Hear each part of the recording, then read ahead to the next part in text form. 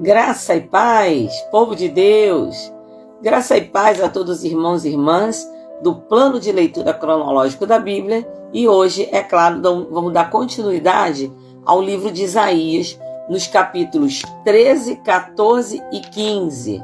Nós estamos em 193 dias do plano de leitura, amém? Então, vamos entrando, nos saudando e correndo para a gente poder ler a palavra e ver essa sequência, né, do que vai ser a palavra de hoje, né, já que ontem, né, nós terminamos os capítulos 7, 8 e 9. E, gente, quero dar um testemunho aqui, amém? Um testemunho sobre isso, né? Na minha cabeça, é claro, eu olhei para o capítulo 10, 11 e 12, li, alguém me alertou, mas eu não sei porque a minha fita guia aqui, né, estava marcando, né, o capítulo 10, 11 e 12, e eu saltei o 7, 8 e 9. Então ontem a gente corrigiu. Então deixa eu dar esse testemunho, né, porque está aqui a nossa irmã Isabel, que participou, tá a nossa irmã Sônia Pimentel, Sônia dos Anjos, né, estiveram comigo hoje, né, diante do que aconteceu. Quando nós estávamos lendo, eu quero dar esse testemunho, o capítulo 7, 8 e 9, no capítulo 7, Deus me chamou a atenção na hora da leitura. No verso de número 7, principalmente, Deus disse assim, preste atenção nisso. Então, eu fiquei com essa palavra na mente. O texto diz assim, assim diz o Senhor Deus, isso não tem nenhuma chance de acontecer. Ok, seguimos a nossa jornada, nem me lembrava mais. Pela manhã, a Sônia dos Anjos, que é uma das coordenadoras de intercessão, ela ligou e ela disse assim, pastora, nós chegamos aqui na igreja, hoje de manhã, inclusive o pedreiro, né, que é o irmão Arimateia, e falou assim, e eu passei, vi umas bolas, assim, umas pelotinhas, né? Ela disse, eu vi isso, e eu achei que era amendoeira, eu achei que era aquelas bolinhas de barro que as pessoas botam para enfeitar o jarro.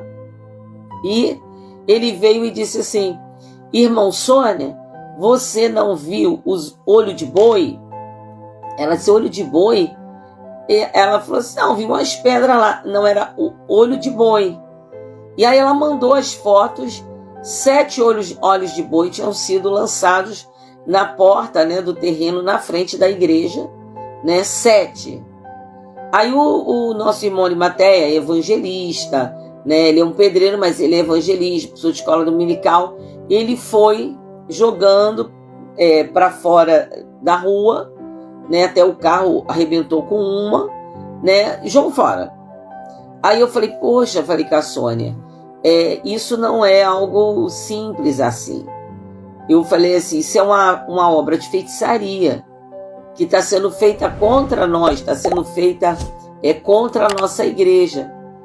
E aí eu falei, eu tinha preferido queimar aquelas bolas, né, de olho de boi. Aí a nossa irmã Sônia dos Anjos, como coordenadora também da intercessão, ela se revestiu da armadura de Deus, ela foi à rua e ela conseguiu resgatar 6, porque uma tinha sido massacrada pelo carro. Então, assim, o que era aquela feitiçaria, gente? Primeiro, né, era uma afronta de Satanás para nos impedir, para nos travar, né? Porque é como um espírito de olho grande, um espírito de inveja, né? O que a gente chama no mundo de olho gordo, né? Para as coisas não darem certo. É tanta inveja que seca, né? O trabalho, a amizade, o casamento, seja lá o que for, que isso vem contra, né? Então, assim, eu pedi ao Senhor, né, uma orientação, e é claro, né, Deus deu a orientação. Aí nós marcamos no entardecer, né, marcamos à tarde, e eu pedi, né, que todas as pessoas, né, que são da intercessão, que pudessem e fosse não por coincidência, porque não existe coincidência para Deus, né? Não por coincidência, foram 7 intercessoras. E nós tínhamos 7 olhos de boi jogado contra a igreja.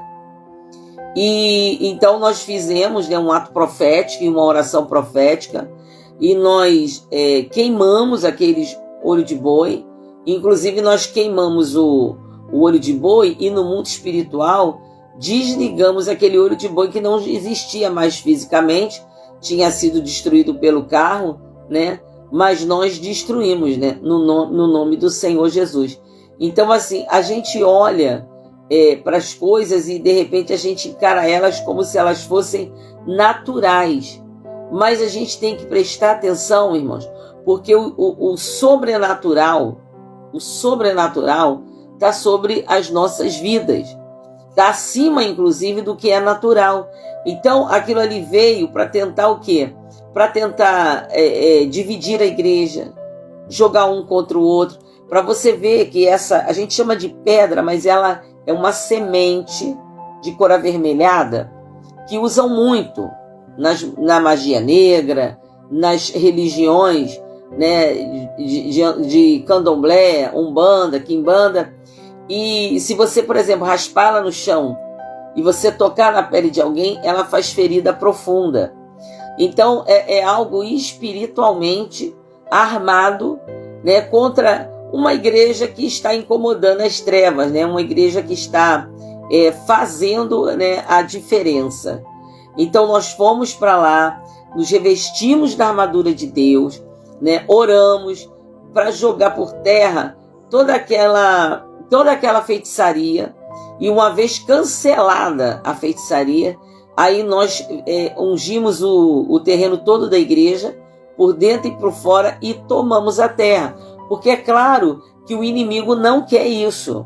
Até porque no dia 20 vai ter a nossa festa da amizade, onde nós vamos proclamar o evangelho, né, glorificar o nome do Senhor, e o inimigo ele não quer isso, né? Ele não quer que a gente vença, você está entendendo?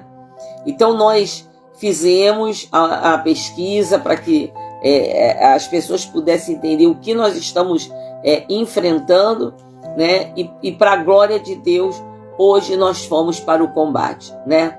Então, aquelas bolas ali que podia passar desapercebida, porque nós temos inclusive um pé de amendoeira no quintal vizinho, né? Era uma feitiçaria contra a nossa igreja.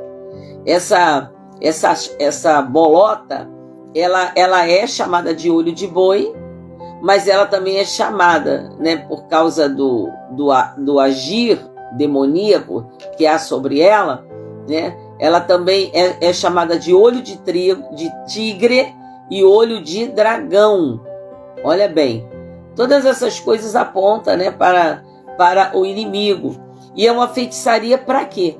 Para desestimular as pessoas, para que essas pessoas não queiram realizar a obra de Deus, para tirar a força vital da igreja. As pessoas se sentem desmotivadas, desanimadas, né? E esse olho, né, nessas religiões pagãs, é um olho onipotente, porque ele vamos dizer assim, definido assim. Ele é definido assim porque, para eles, ele observa tudo ao redor. E naquilo que, vamos dizer assim, para eles, prejudicaria, então esse olho, ele seca aquela situação para a pessoa que tiver o olho no pescoço, na bolsa, né, no bolso da calça, eles sejam defendidos. Mas para quem é vítima dele, né, é justamente para destruir, tirar a energia vital, tirar a vitalidade, quebrar a harmonia, né? E quantas igrejas estão debaixo de feitiçaria e não sabem, né? Então esse olho de boi, ele é um símbolo, e ele é um símbolo da inveja, ele é símbolo do mal olhado, do olho gordo, né? Tem gente que fala assim, é porque você não conheceu minha avó, a minha avó tinha olho de seca pimenteira, bastava ela olhar, pronto, né? A vida da pessoa ia de mal a pior, né? Então, essa feitiçaria é para impedir o crescimento, é para impedir, né, o desenvolvimento, mas Deus revela, gente, o oculto e o escondido. E quando ela me falou isso, Deus me trouxe o texto que nós lemos ontem e falou assim: você disse que errou? Que você leu o outro texto antecipadamente? Deus falou: não, eu permiti para que você pudesse guardar essa palavra no teu coração e saber que sou eu quem defendo. E aí no verso 6 do capítulo 7 de Isaías que nós lemos ontem, ele diz assim, que isso é o inimigo falando para Israel. E ele diz assim: vamos atacar e amedrontar o reino de Judá. Vamos conquistá-lo para nós e fazer reinar no meio dele o filho de Tabael, né? E aí, né, o verso 7, que foi o principal, ele diz: assim diz o Senhor Deus, isso não tem nenhuma chance de acontecer. Isso não tem nenhuma chance de acontecer. O plano de Satanás contra vocês não tem nenhuma chance de acontecer. E foi sobre essa palavra que nós lançamos o fundamento dessa intercessão profética com 7 intercessoras. E Deus falou assim: diga, meu povo, eu estou falando, eu estou avisando, eu estou alertando. Nós não estamos aqui de brincadeira. Nós estamos aqui para mudar essa terra pelo poder de Deus. E nós temos que levar as coisas de Deus a sério, gente. A gente não pode estar colocando as coisas do mundo, as nossas vaidades, as nossas coisas na frente de Deus. Você vê que para mim foi um esquecimento, uma falha, um erro. E foi Deus no controle para que eu pudesse tivesse a arma de guerra na hora da batalha, que foi hoje. E Deus nos deu a vitória. Então, gente, não é só uma leitura bíblica, é viver o que nós estamos lendo. Amém? Então vamos começar. Eu compartilhei com você o testemunho porque Deus tem que ser glorificado. Amém? Então, em nome de Jesus, gente. Exato, gente. Tem pessoas que eles orientam a colocar um copo com o olho de boi, jogar água e colocar atrás da porta. Aí ele diz o seguinte: se aquela água fica escura, é porque tem mal olhado, entendeu?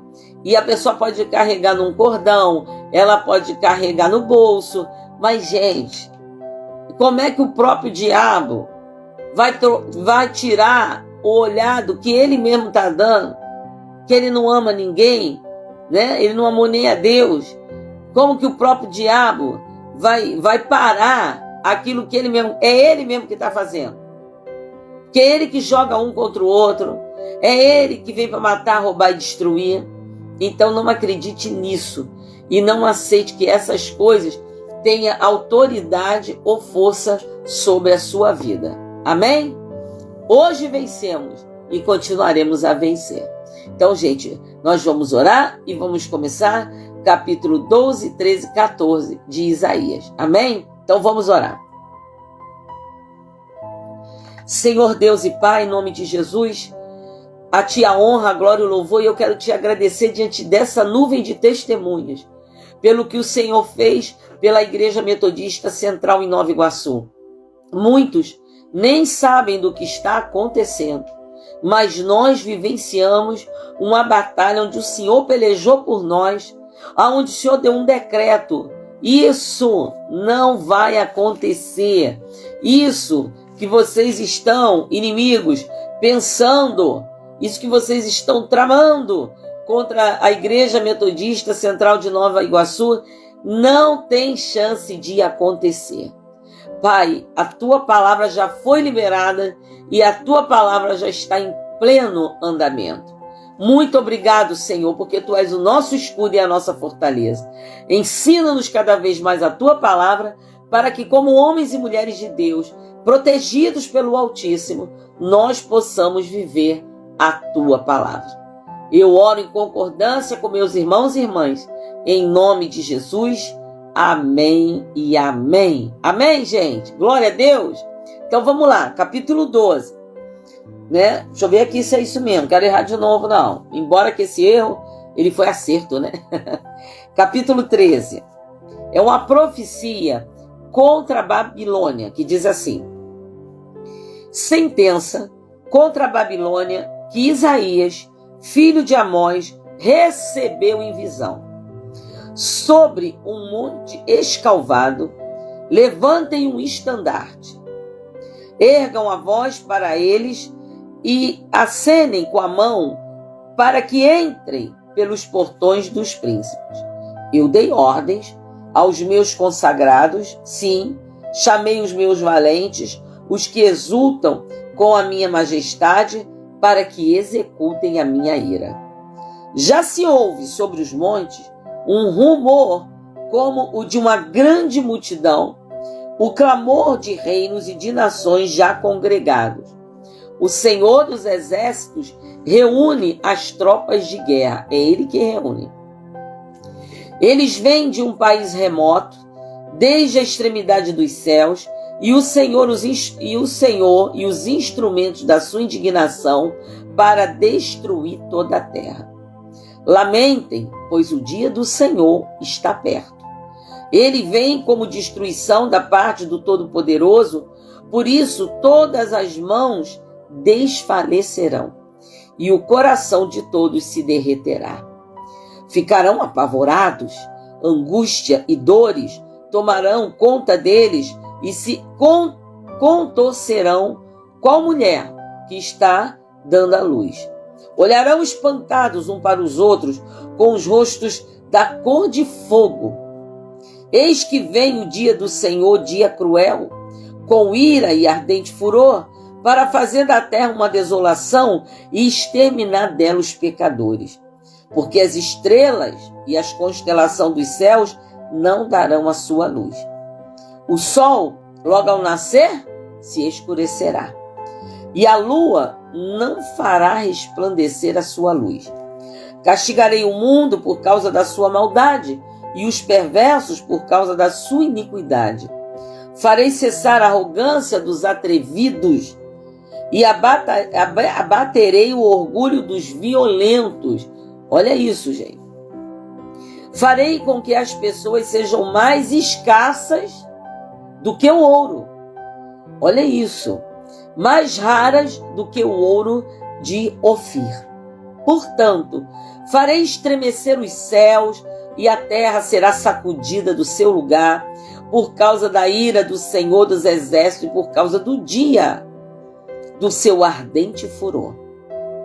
Cada um será como a gazela que foge e como o rebanho que ninguém recolhe. Cada um voltará para o seu povo e cada um fugirá para a sua terra. Quem for achado será traspassado, e aquele que for apanhado será morto à espada.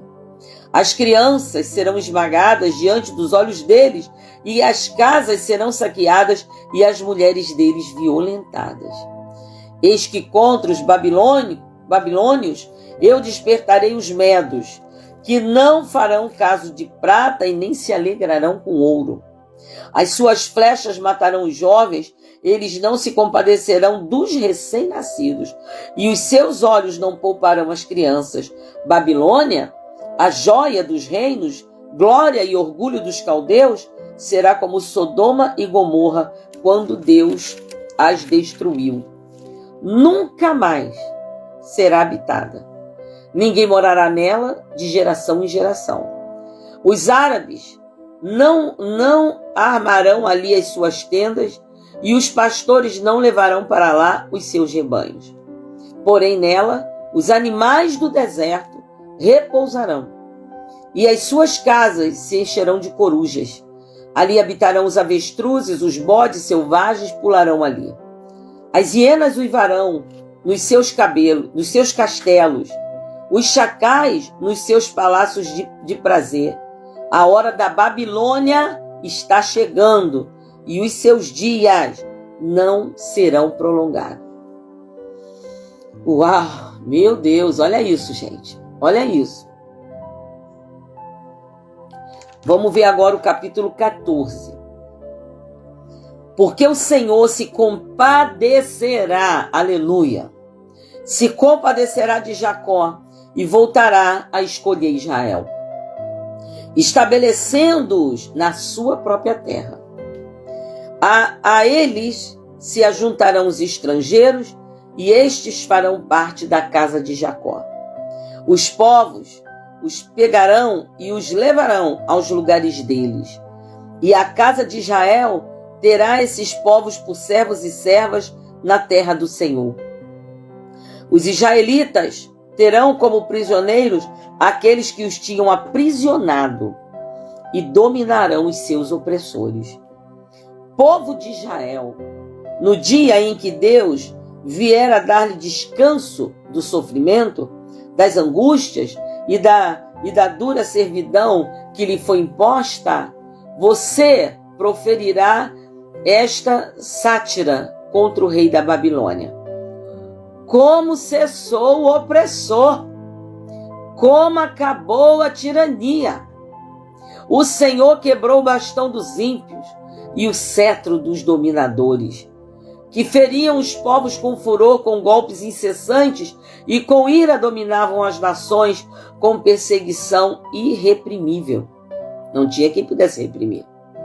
Agora toda a terra descansa e está sossegada. Todos dão gritos de alegria. Até os ciprestes se alegram por causa de você, e os cedros do Líbano exclamam: desde que você caiu, ninguém mais vem nos cortar. Lá embaixo, o mundo dos mortos se agita por causa de você, para sair ao seu encontro quando você chegar. Por sua causa, ele desperta as sombras e todos os príncipes da terra, e faz levantar dos seus tronos todos os reis das nações. Todos esses começam a falar e se dirigem a você dizendo: então, também você enfraqueceu como nós? Isso é uma conversa no mundo inferior. Isso é uma conversa no inferno, entre a Babilônia e os reis e príncipes e poderosos da Babilônia, mas também entre os príncipes do inferno, entre os demônios que ali estão, perguntando para a Babilônia: então, você enfraqueceu, também enfraqueceu como nós? E você se tornou como um de nós? A sua soberba foi jogada no abismo, junto com o som das suas harpas. A sua cama é de larvas, e os vermes são a sua coberta. Veja como você caiu do céu, ó estrela da manhã. Quem caiu do céu, gente? Quem caiu do céu? Veja quem caiu do céu, ó estrela da manhã, filho da alva. Veja como você foi lançado por terra, você que debilitava as nações. O reino de Satanás terá fim. Você pensava assim: subirei ao céu, exaltarei o meu trono acima das estrelas e me assentarei no monte da congregação, nas extremidades do norte. Subirei acima das mais altas nuvens e serei semelhante ao Altíssimo. Isso é o que Lúcifer, o que Satanás, ele pensava: subir ao céu e vou dominar tudo. Olha o que diz, verso 15: mas você descerá ao mundo dos mortos, no mais profundo do abismo. Os que virem você olharão atentamente e perguntarão: é este o homem que fazia a terra tremer? E que abalava os reinos, que transformava o mundo num deserto e arrasava as suas cidades, que não deixava os seus prisioneiros voltarem para casa? Todos os reis das nações, sim, todos jazem com honra, cada um em seu túmulo. Mas você é lançado fora na sua sepultura, como um renovo abominável, coberto de mortos, traspassado a espada, e que descem à cova de pedras, como um cadáver pisoteado. Você não se reunirá com eles na sepultura, porque você destruiu a sua própria terra e matou o seu próprio povo, a descendência dos malfeitores jamais será nomeada. Preparem a matança dos filhos dele, por causa da maldade de seus pais, para que esses não se levantem, tomem posse da terra e encham o mundo de cidades. Eu me levantarei contra eles, diz o Senhor dos Exércitos. Acabarei com o nome e os sobreviventes da Babilônia, com os seus descendentes e a sua posteridade, diz o Senhor. Farei dela a habitação de ouriços e um lugar de pântanos. Vou varrê-la com a vassoura da destruição, diz o Senhor dos Exércitos. Profecia agora é contra os assírios. Primeira contra a Babilônia e agora contra os assírios. O Senhor dos Exércitos jurou dizendo: como pensei, assim será. E como determinei, assim acontecerá. Esmagarei a Assíria na minha terra e nas minhas montanhas a pisarei, para que o seu jugo se afaste de Israel e a sua carga se desvie dos ombros dele. Este é o plano que foi elaborado para toda a terra, e esta é a mão que está estendida sobre todas as nações. Pois, se o Senhor dos Exércitos determinou, quem poderá invalidá-lo? Se a mão dele está estendida, quem a fará voltar atrás? No ano em que o rei Acaz morreu, foi pronunciada esta sentença: não se alegrem todos vocês da Filístia, por estar quebrada a vara que os feria. Porque da raiz da cobra sairá uma víbora, e o seu futuro será uma serpente voadora. Os primogênitos dos pobres serão apacentados, e os necessitados se deitarão em segurança. Porém, farei morrer de fome a sua raiz, ó Filístia, e os seus sobreviventes serão mortos. Uive, ó portão, grite, ó cidade. Todos vocês da Filístia tremam de medo, porque do norte vem fumaça, e ninguém há que se afaste das suas fileiras. Que resposta se dará então aos mensageiros daquele povo? E a resposta vai ser: o Senhor fundou Sião, e nela os aflitos do seu povo encontram refúgio. Gente, esses três, né, que nós lemos a partir do 13, né, a gente percebe, gente, o quanto Deus, né, ele está olhando. Ele olhou Babilônia, ele olhou a Síria, ele olhou os filisteus, e ele falou assim: não pensa que vai ficar assim, não. Não vai. Olha aqui a profecia contra Moabe. Sentença contra Moabe, capítulo 15. Certamente numa noite, Ar de Moabe foi arrasada, e ela está destruída certamente numa noite que Ar de Moabe foi arrasada, e ela está destruída. Sobe-se ao templo e a Dibom, aos lugares altos para chorar. Por Nebo e por Medeba, Moabe lamenta. Todas as casas são rapadas, todas as cabeças são rapadas, toda a barba é cortada, e nas ruas andam vestidos de panos de saco, nos terraços e nas praças, todos pranteiam, desatando-se em lágrimas. Tanto Resbom como Eleale andam gritando. Até Jaza se ouve a sua voz. Por isso, os soldados de Moabe clamam, a sua alma treme dentro deles. O meu coração clama por causa de Moabe. Os seus fugitivos vão até a região de Zoar e Eglat-Selísia. Vão chorando pela subida de Luite e no caminho de Oronaim.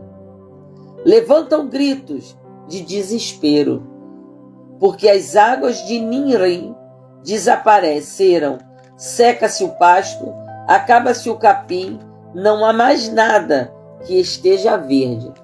Por isso, eles mesmos levantam a riqueza que adquiriram e guardaram para além do ribeiro dos salgueiros, porque o pranto se espalha pelo território de Moabe. O seu clamor chega até Eglaim, o clamor chega até Beer-Elim. As águas de Dimon estão cheias de sangue, mas trarei ainda mais sobre Dimon, um leão para atacar aqueles que escaparem de Moabe e os que permanecerem na terra. Palavra do Senhor. Né? Aqueles povos que se instituíram, né, como opressores dos povos menores, né, que tocaram, né, em Israel, eleito do Senhor, ainda que com permissão de Deus, porque nada acontece se do alto não for permitido. Não acontece. Né? O Senhor está falando, eu vou vir contra vocês. E não vai haver quem possa fazer vocês escaparem. Porque eu vi o que vocês fizeram. E nós estamos falando aqui de nações, de reis. Agora traga isso para dentro da sua vida, gente. O Senhor está vendo. Você está entendendo? A paz, Luciene. O Senhor está vendo. E nós precisamos temer a Deus, amados. Porque você vê que Deus ficava bravo com Israel. Deus sentenciava, Deus estendia a mão de juízo. Mas a palavra está nos dizendo que Deus vai se voltar para Israel e vai dizer, eu vou resgatá-los. Afinal, Israel é a primícia dos povos. Israel é aqueles a quem Deus amou primeiro. Então Deus vai restaurá-los. É como a gente diz, a glória da última casa será maior do que a primeira. Então, amados, não brinquem com Deus. Amém? Vamos ter temor e tremor diante do Deus Altíssimo. Até Lúcifer está condenado. Até Lúcifer, amados, vai ser destruído. Meu Deus, que nós possamos viver para temer o Senhor e para ensinar esse caminho de temor a nossos filhos e a aqueles que se acercam a nós. Amém? Então amanhã nós vamos estar lendo capítulos 16, 17 e 18. Amém? Então nós vamos orar. Hoje o dia não foi fácil, né? Hoje eu já fui a Cosmos entregar as doações do PMDM. É longe, viu, gente? Eu não sei se eu que moro longe ou eles que moram longe. Eu acho que tá meio a meio. E nós, se todos entregarem tudo o que foi solicitado ou informado, eu tenho a alegria de poder dizer que se todos entregarem, eu vou dizer daqui a pouco quanto já entregou. Nós vamos doar 712 pastas de dente, 72 pacotes com 4 papel higiênico cada, e nós vamos doar, já tá doado, já está entregue, 507 sabonetes. Então, assim, por que eu estou dizendo se todos entregarem? Porque dos 712 faltam 131 colegas irem lá no PMDM amanhã deixar. E há 2 igrejas que ainda não responderam. Eu acredito que vão deixar lá. Se todo mundo entregar. Por enquanto, nós temos entregue lá e alcançamos o alvo, 545 pastas de dente. Mas se os que estão faltando forem lá entregar, nós vamos atingir 712.